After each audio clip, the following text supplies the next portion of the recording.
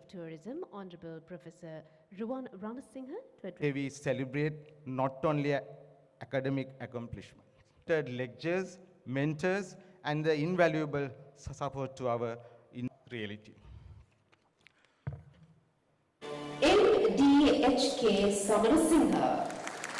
For state universities, private hospitality education. First of all, to congratulate President of the Sri Lanka Hospitality Graduates Association. Ministry of Foreign Affairs, Foreign Employment and Tourism. Then the represent Sri Lanka Association of Inbound Tour Operators. 62 years legacy, started in 1964.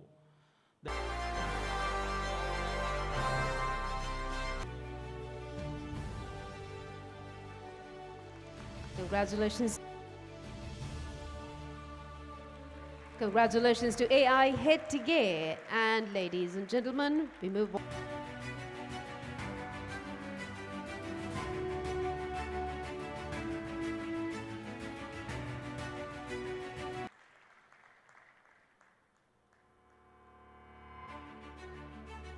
We now move on to first class front office operations. Put your hands together for our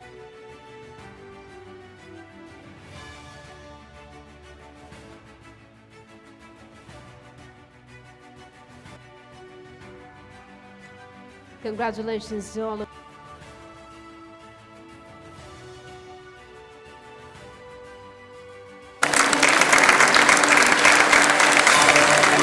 highlight here. I can remember maybe 2 decades back, I was sitting here in my graduating day, and our keynote speaker was telling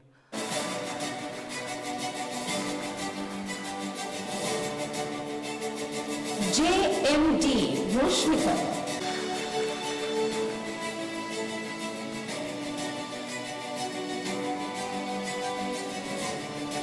Moving on to Mary. I would like to congratulate each and every one of you, all of our graduates, for accomplishing your dreams, your targets, and for being here today, and for the recognition that your hard work is getting today. This occasion marks much more than just the completion of a course. It reflects years of your hard work, your commitment, discipline, and perseverance. And that is what we are celebrating today, and that is what we are recognizing. And I wish you all good luck, and I know the world is yours now, and I expect you to grasp the opportunities that are bound to come to you with both arms, and succeed and do well in your life, and reflect on the on what you have learned, reflect on the institution that has brought you to this point in your life. I am confident that all of you will do very well. As we all know, the Ceylon Hotel School was established in 1964, a very long, almost, 60 decades ago, and has been a premier institution in training, providing training opportunities in this field. It has made an invaluable contribution to developing professionals in this industry, and has maintained, since its inception, a tradition of excellence, producing graduates whose knowledge, professionalism, and dedication have been recognized both in Sri Lanka and internationally. Operating under the Ministry of Foreign Affairs, Foreign Employment and Tourism, and functioning as a statutory institution under the Tourism Act number 38 of 2005, SLITHM has played a vital role in expanding access to professional learning opportunities across Sri Lanka in this very, very important sector. Over the years, the Institute has worked to ensure that young people from diverse social, economic, and geographic backgrounds have access to knowledge, skills, and confidence that are needed in this sector. I also congratulate SLITHM on its recognition as a degree awarding institute, and for starting its first degree program that has been approved by the Ministry of Education, Vocational Education and Higher Education, and by the Quality Assurance Council, Quality Assurance process of the University Grants Commission. This is indeed a milestone and something historical, and I congratulate you on the hard work that got you to this point, and I have no doubt that it will attract really good students that will enable us to further professionalize this sector.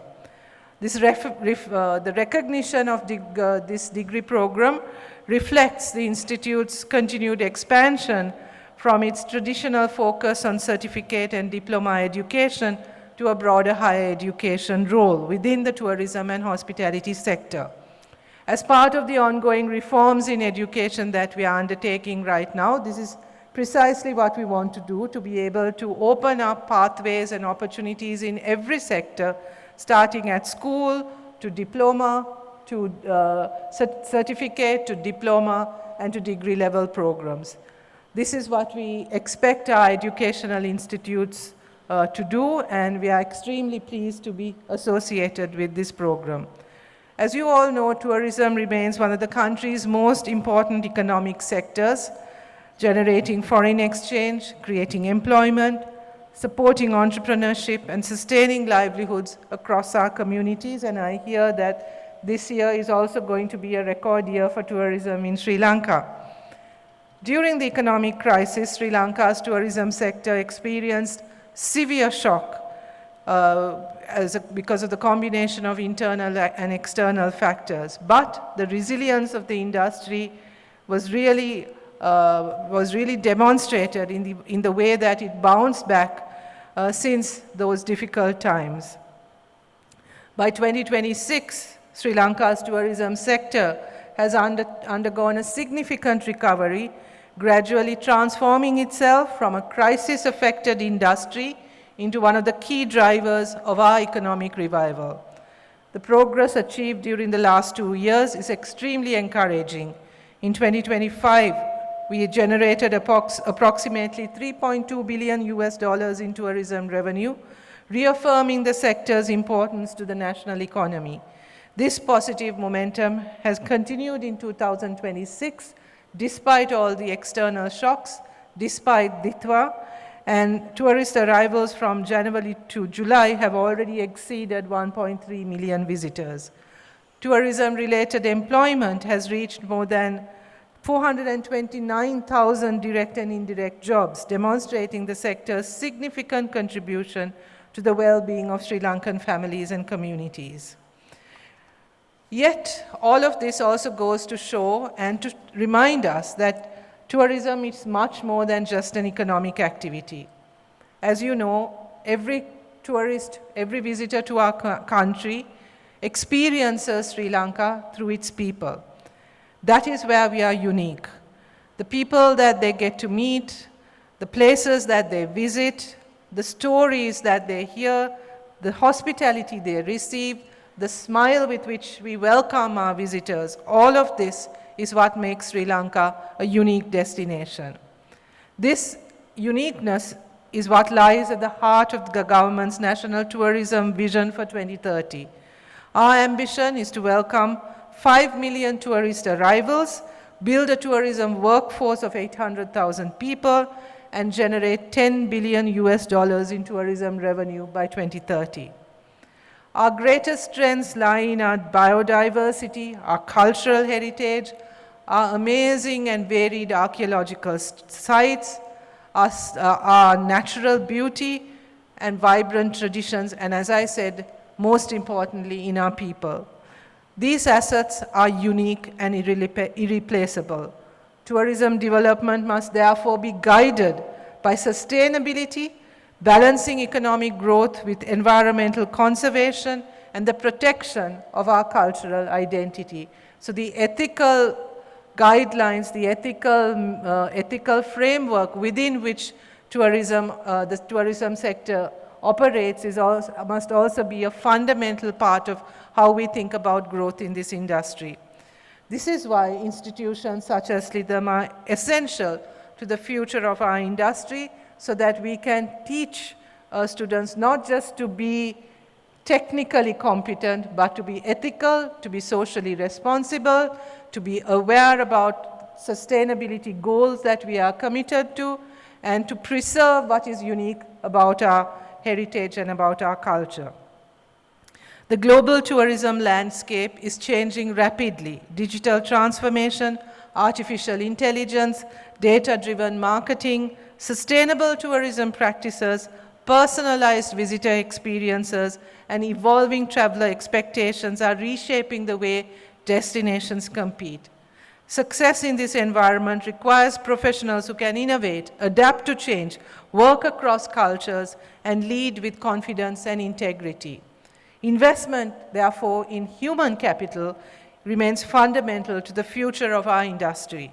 The quality of a visitor's experience depends ultimately on the knowledge, professionalism, creativity, and integrity of the people who they will meet.